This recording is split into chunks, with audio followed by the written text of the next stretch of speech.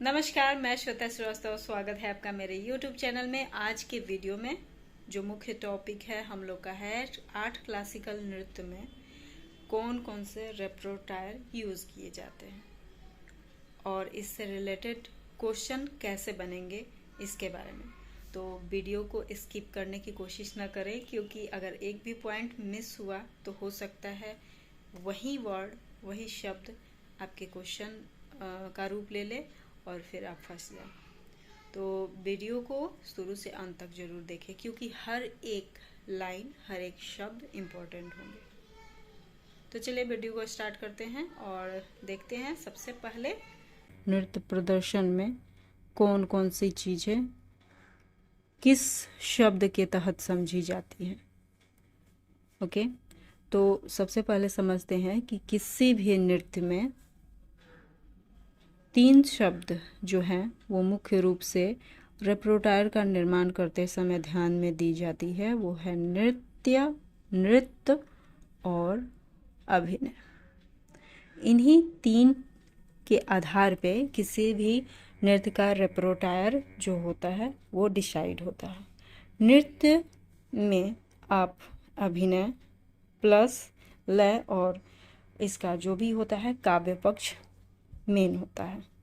नृत्य में सिर्फ पैरों के तत्कार यानी संगीत का तेज परिचालन और जो इंस्ट्रूमेंटल एक तरह से कह सकते हैं आधारित नृत्य में होता है। और अभिनय प्योर अभिनय, मतलब किसी कथा के आधार पे अपने भावों के द्वारा संचालन करने को अभिनय पक्ष में रखा जाता है।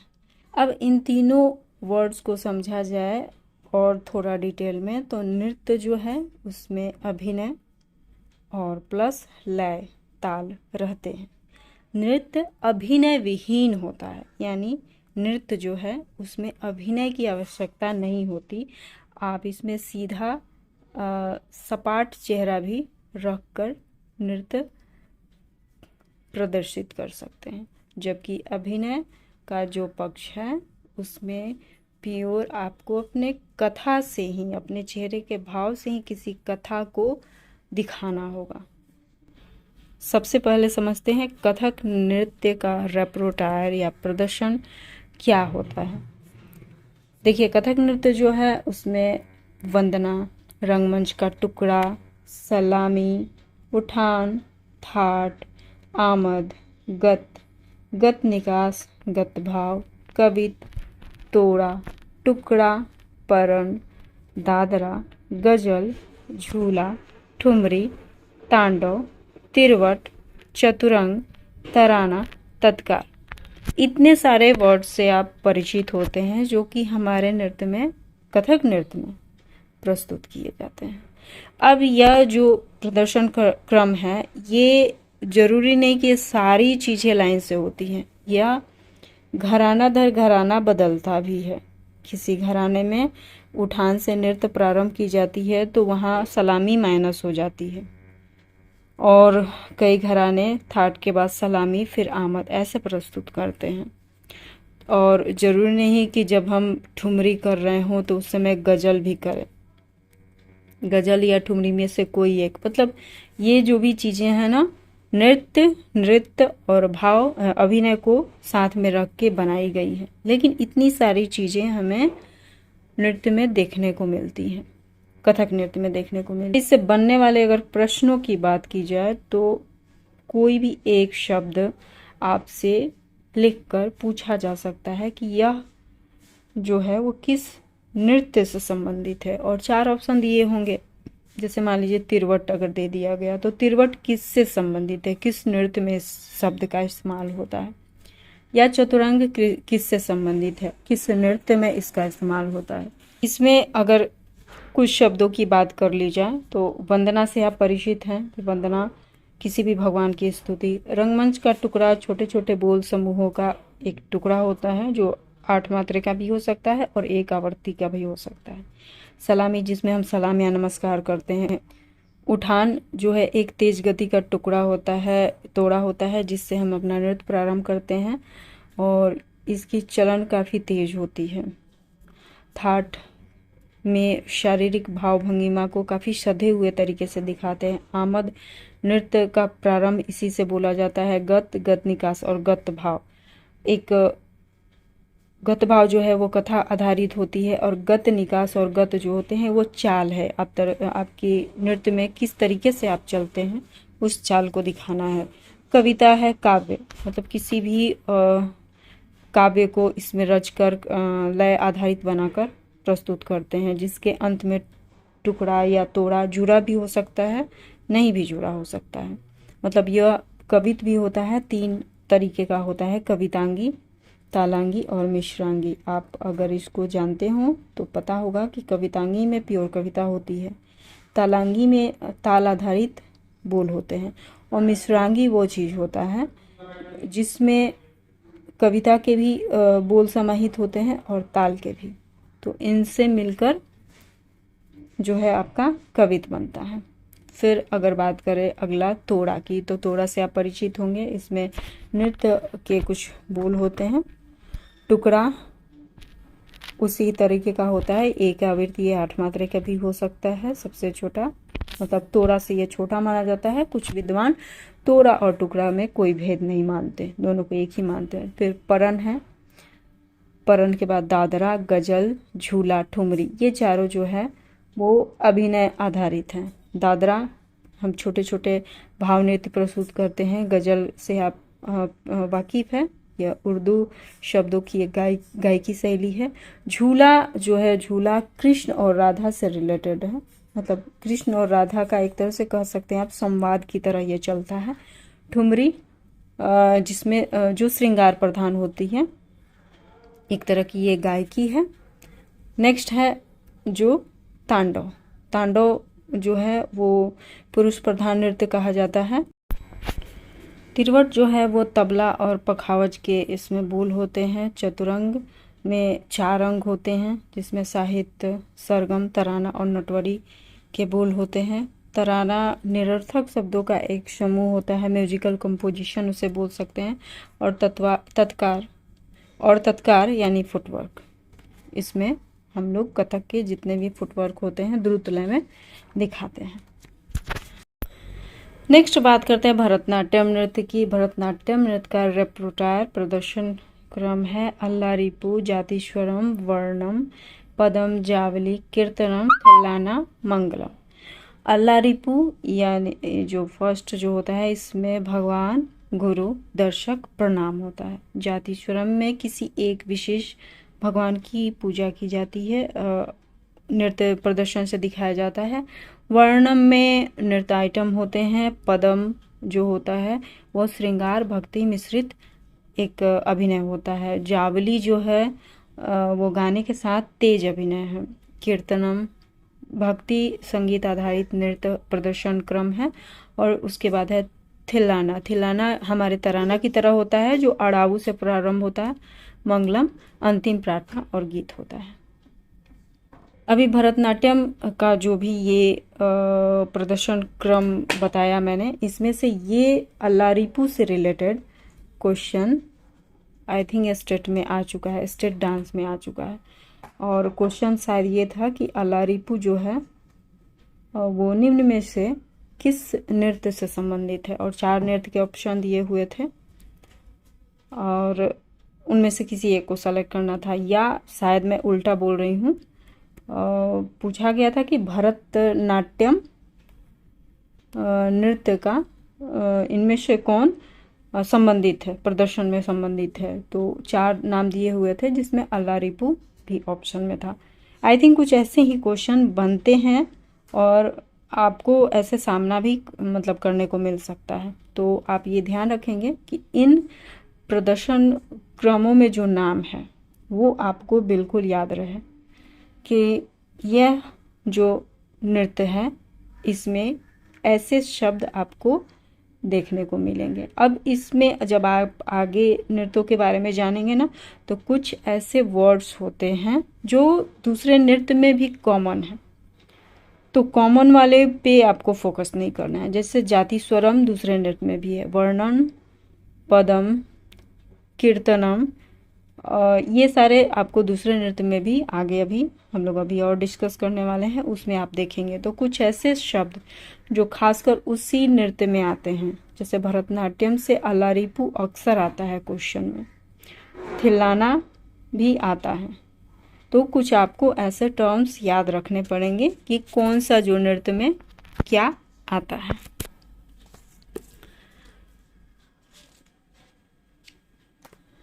नेक्स्ट जो हमारा है वो है कथकली। कथकली नृत्य के जो रेपरोटायर हैं वो है तोडियम। इसको कहीं कहीं आपको थोडियम भी लिखा हुआ दिख जाएगा, तोडियम या थोडियम, तो उसे आप दिमाग में रखेंगे कि तोडियम थोडियम भी हो सकता है। फिर है मेलापदम, पदपुरपाडु। अब ये जो है शब्द वर्णम, एक्चुअल में इसमें एक चीज़ मिसिंग है, यहाँ पे या करके लिखना होगा। मतलब एक्चुअल ये है शब्द वर्णम या स्वर्ग वर्णम या वन वर्णम या उद्यान वर्णम। मतलब वर्णम जहाँ पे आ जाएगा, वर्णन का जो आएगा, उससे ये समझना है कि वर्णम में, वर्णम या वर्णन में शब्द का वर्णम से स्टार्ट होता है, और कथकली नृत्य में शब्द वर्णम के बाद स्वर्ग वर्णम, वन वर्णम या उद्यान वर्णम ऐसे आता है। इस नृत्य में एक ये क्रम है जिसमें मंच पर ही कुछ दृश्यों को शब्दों के माध्यम से, वाद्य और अभिनय के माध्यम से दिखाया जाता है। तो ये शब्द वर्णम करके ये रेपरोटायर आएगा। फिर एक आएगा तेरुकुट्टिकट्टल, तेरुकुट्टिकट्टल। फिर है धनसी। तेरुकुट्टिकट्टल जो है वो पात्रों का अभिनय है, पात्रों द्वारा रथ तैयार करना, युद्ध के लिए युद्ध रथ होना। धनसी जो इसके बाद का है वो अंतिम प्रदर्शन है कथकली में। धनसी का जो है वो अंतिम प्रदर्शन है।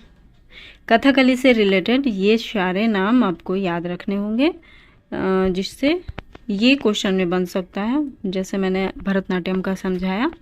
अब इसमें जो थोड़ी सी और चर्चा करनी पड़ेगी, क्योंकि इसके जो वर्ड्स है वो काफ़ी अलग है अदर डांसेस से। मतलब अदर डांसेस में जो वर्ड्स है वो कुछ कुछ तो समझ में आते हैं, इसके जो हर शब्द है ना, शब्दों को अलग तरीके से लिखा हुआ है और उनके अर्थ जानना काफ़ी इम्पोर्टेंट है। तो सबसे पहले इसमें यहाँ पे ध्यान देंगे आप, लिखा हुआ है कथकली में 7 मूल श्रृंगार प्रकारों का उपयोग किया जाता है। मतलब आपने देखा होगा कथकली नृत्य का जो आहार्य होता है, यानी जो उनकी वेशभूषा होती है, वो बहुत ही ज़्यादा इम्पोर्टेंट होती है। उनके आहार में जितनी, वेशभूषा में जितनी चीज़ों का समावेश किया गया है, उसको नाम से जानना। आपने देखा होगा कथकली को आप जाकर गूगल भी कीजिए, देखिए कि उनका जो फेस पे पेंटिंग्स वगैरह से सजावट बनी होती है वो कितनी अच्छी होती है। तो जानते हैं कि उस सजावट को किस नामों से जाना जाता है। आपने देखा होगा ग्रीन कलर का फेस पे ग्रीन कलर का, जिसे पच्चा कहते हैं। और पच्चा जो है, पच्चा किया हुआ अगर किसी कथकली डांसर का आपने फेस देखा तो उसे यह समझना होगा कि यह कैरेक्टर जो है वो देवता का है या किसी सज्जन पुरुष का है। और इसके बाद जो है वर्ड है वो है पुजप्पू। पुजप्पू मतलब होता है पका हुआ। फिर है काठी। काठी और काड़ी, जो ये काला रंग से इसका माना जाता है। काला रंग सूचक है किस बात का?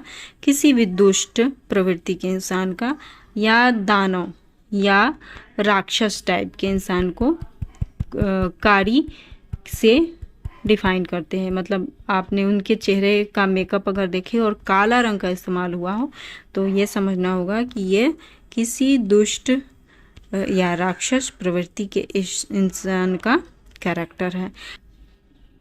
नेक्स्ट है थाड़ी। थाड़ी का मतलब होता है लाल।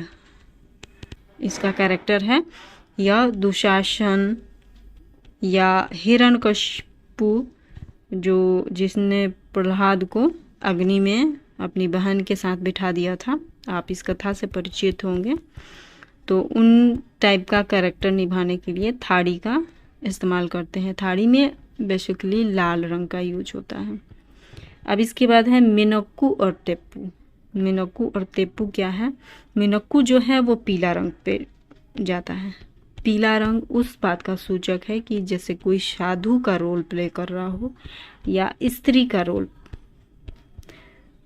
निभाने में चेहरे पे पीला कलर यूज होता है, जिसे मिनक्कू बोलते हैं।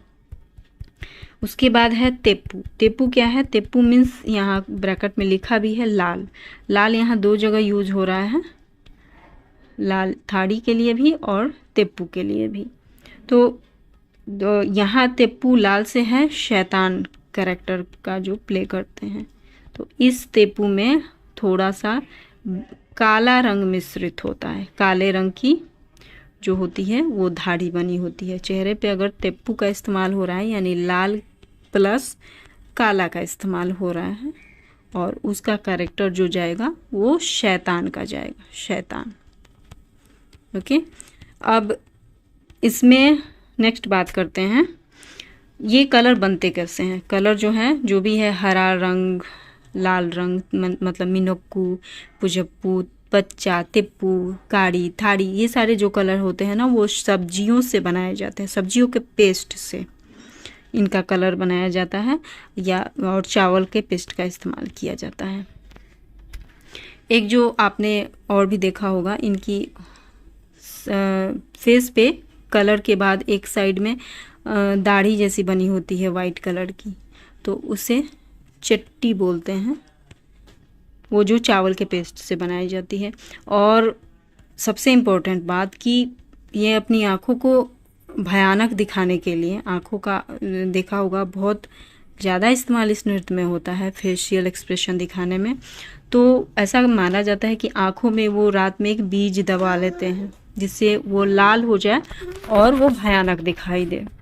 इस नृत्य का मेकअप करने के लिए लगभग 12 से 14 घंटे लग जाते हैं। मतलब अगर शाम को प्रदर्शित करना हो इस नृत्य का तो सुबह से इनका मेकअप चालू हो जाता है। नेक्स्ट जानते हैं कुचिपुड़ी के बारे में। कुचिपुड़ी का जो रेपरोटायर है रंग पूजा, कौतुमु, जातीश्वरम, शब्दमु, कीर्तनम, अष्टपदी, पदम, जावली, सिंहनंदिनी, शिवलीला नाट्यम, मयूर कौतुमु, श्लोक, थिल्लाना, तरंगम, भामकलापम, मंगलम।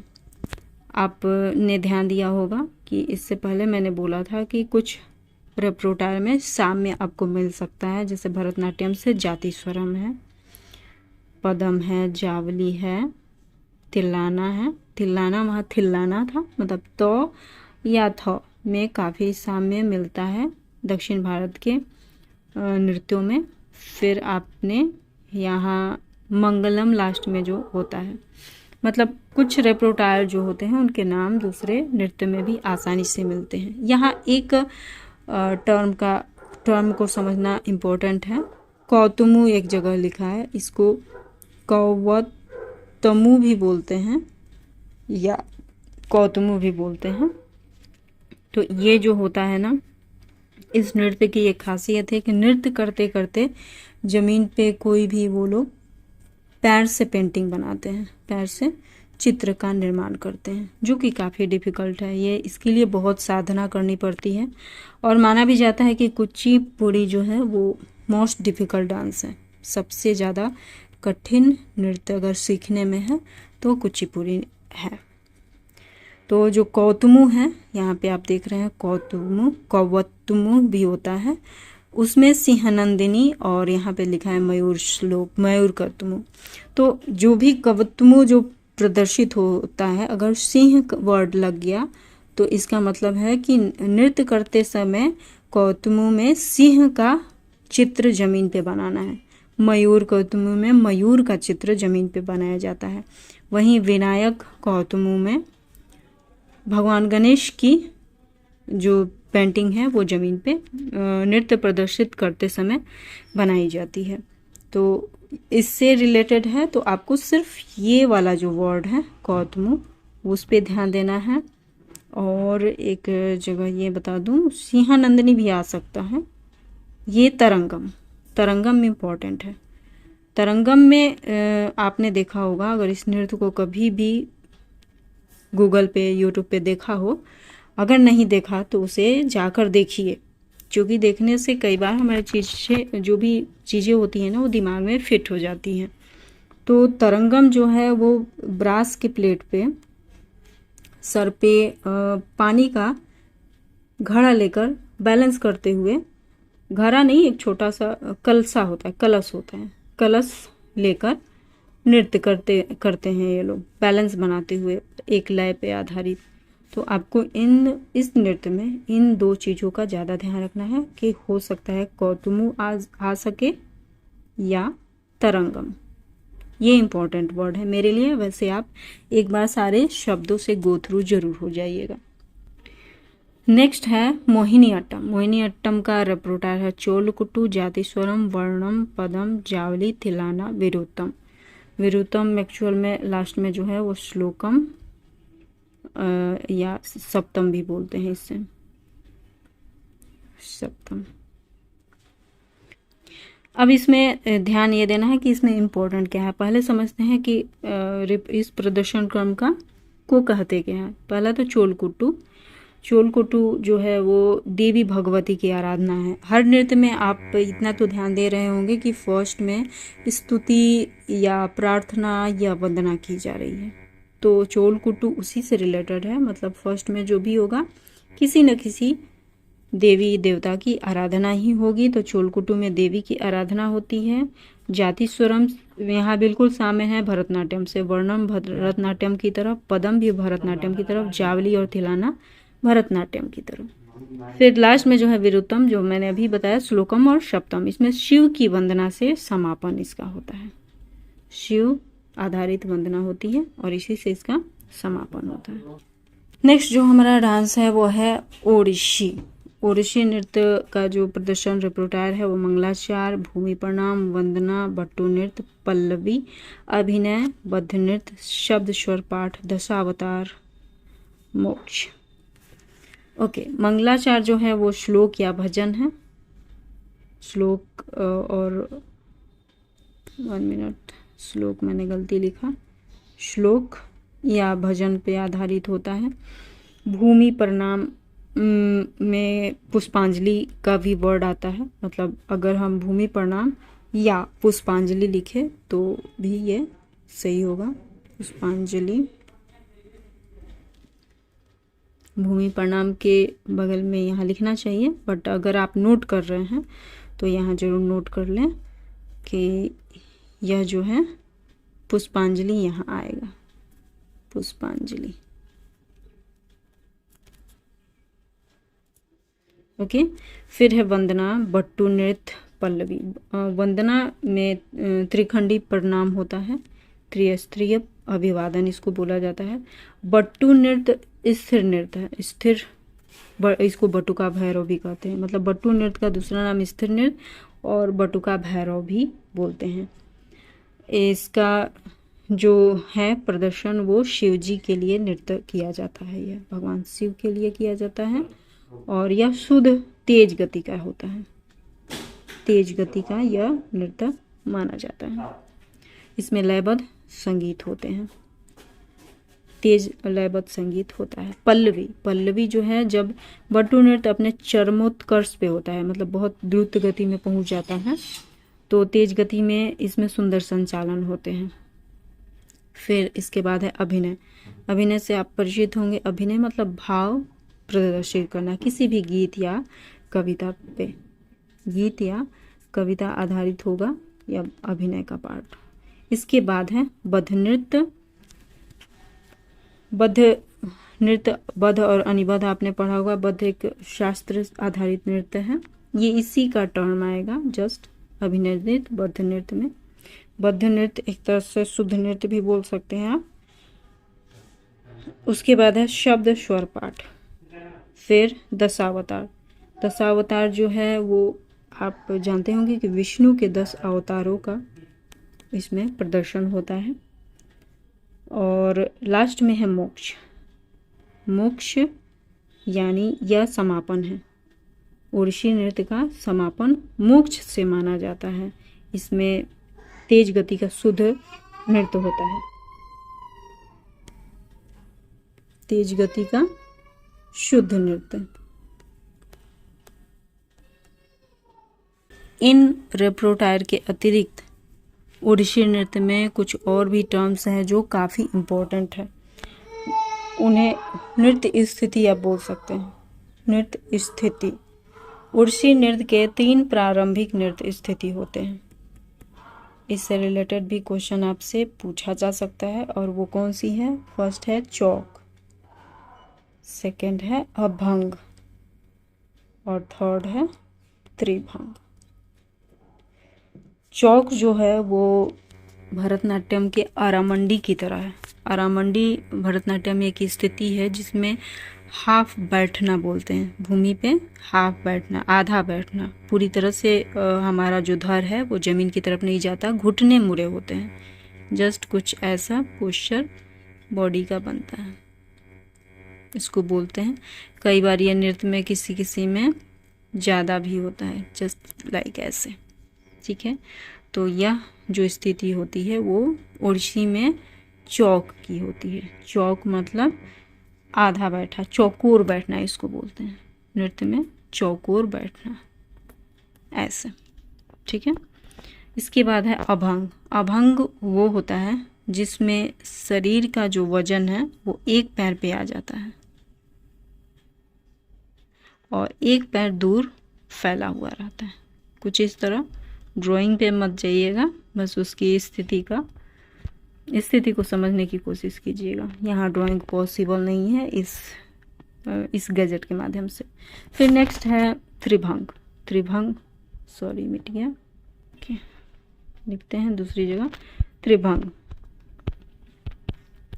त्रिभंग जो है वो यह ओडिसी नृत्य का खास है जो कि इस वर्ड में इस नृत्य में इस्तेमाल किया जाता है। त्रिभंग का मतलब होता है जो धड़, सिर और कूल्हे जो होते हैं एक दूसरे के विपरीत दिशा में होते हैं, जिसे त्रिभंग की पोस्चर कही जाती है। जैसे इसे ऐसे समझिए कि जब भी कृष्ण का पोस्चर आप जैसे बनाते हैं, कृष्ण के खड़े होने की जो मुद्रा होती है, पोस्चर होती है, वो त्रिभंग में ही होती है।